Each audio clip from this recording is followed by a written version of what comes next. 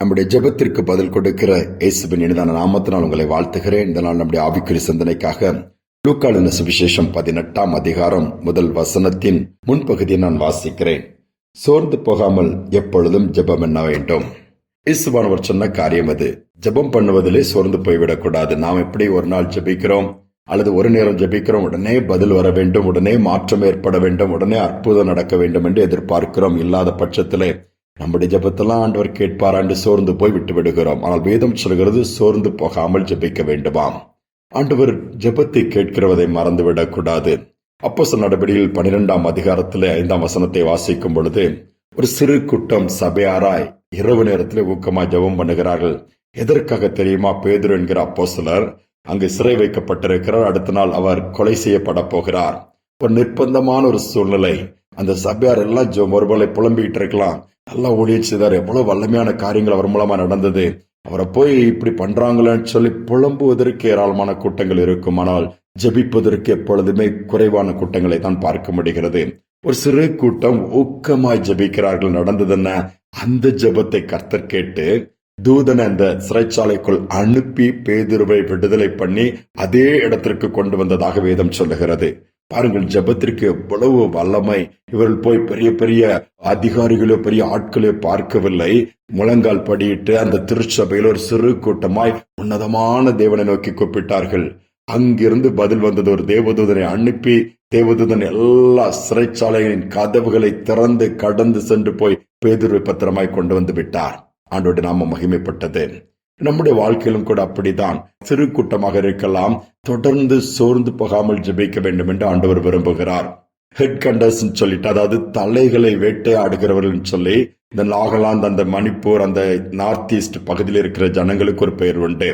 ஏன்? ஆண்டவரை ஏற்றுக்கொள்வதற்கு முன்பாக நரமாமிச பட்சினிகள், அதாவது மனிதர்களை அப்படியே பார்ப்பார் என்று சொன்னால் மற்ற மனிதர்கள் உள்ளே வந்து அவர்களை கொன்று அப்படி சாப்பிட்டு விடுவார்கள். அப்படி கொடிய பாபமுடைய மனிதர்களாகத்தான் இருந்த அந்த மனிதர்களுக்கு ஒரு பெரிய மாற்றம் எப்படி வந்தது? இயேசுவை அவர்கள் சந்தித்தபடியினாலே, இயேசுவின் பக்கம் அவர்கள் திருந்தினபடினாலே, ஏதோ அவர்கள் மதம் மாறிவிட்டார்கள் என்று சொல்லி அவருடைய மனதில் ஒரு பெரிய மாற்றம் ஏற்படுகிறது. அதற்கு என்ன காரணம் என்று சொல்லி பார்க்கும் பொழுது வரலாற்று குறிப்புகள் சொல்லுகிறது, நாகா என்கிற அந்த நாகாலாந்து பகுதியிலே ஒரு சிறு கூட்டம் குழு ஒரு நாள் அல்ல, 2 நாள் அல்ல, 1 வருடம் அல்ல, 2 வருடம் அல்ல, 20 ஆண்டுகள் மறைமுகமாய் எங்கள் பட்டணத்தில், எங்கள் மாநிலத்தில் ஒரு எழுப்புதல் வேண்டும், ஜனங்கள் மாற வேண்டும், அவருடைய சுபாவங்கள் மாற வேண்டும் என்று சொல்லி ஊக்கமாய் ஜெபித்திருக்கிறார்கள்.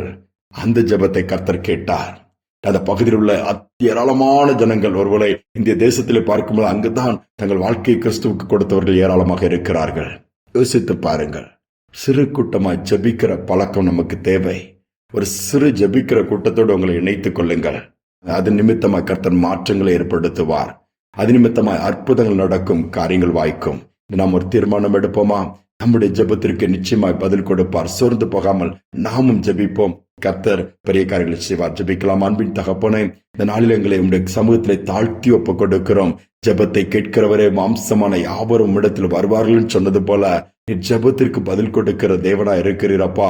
இந்த நாட்களில் ஆங்காங்கு கூடி ஜெபிக்கிற பிள்ளைகள் உண்டு, பொருளை குடும்பமாய் ஜெபிக்கிறவர்கள் உண்டு. ஐயோ, இன்னும் ஜெபத்திற்கு பதில் வரவில்லை என்று சொல்லி சோர்ந்து இந்த ஜெபத்தை நிறுத்தியிருப்பார்கள் என்று சொன்னால், இந்த நாளில் அவர்களோடு பேசி தொடர்ந்து ஜெபிக்கக்கூடிய ஒரு பலத்தை கொடுங்க, ஒரு வைராக்கியத்தை கொடுங்க, ஒரு விசுவாசத்தை கொடுங்க, ஒரு உந்துதலை கொடுங்க, ஒரு வாஞ்சையை கொடுப்பீராக. ஜெபத்தின் மூலமா இன்னும் அதிக நன்மைகளை ஒவ்வொரு பிள்ளைகளும் பெற்றுக்கொள்ள நீர் அனுக்கிரகம் பண்ணும். இதனால் முழுவதும் கரம் இருக்கட்டும், நடத்தட்டும். துதி கனமையும் ஏற்றுக்கொள்ளும். இயேசுவின் நாமத்தில் வேண்டிக் கொள்கிற நல்ல பிதாவே, ஆமேன், ஆமேன். சோர்ந்து போகாமல் தொடர்ந்து ஜெபிப்போம். ஏற்ற காலத்திலே அதற்கான பிரதிபலன் உண்டு. இந்த நம்பிக்கையோடு இந்த நாளை தொடர்வோம். மீண்டுமாய் நாளை தினம் சந்திப்போம்.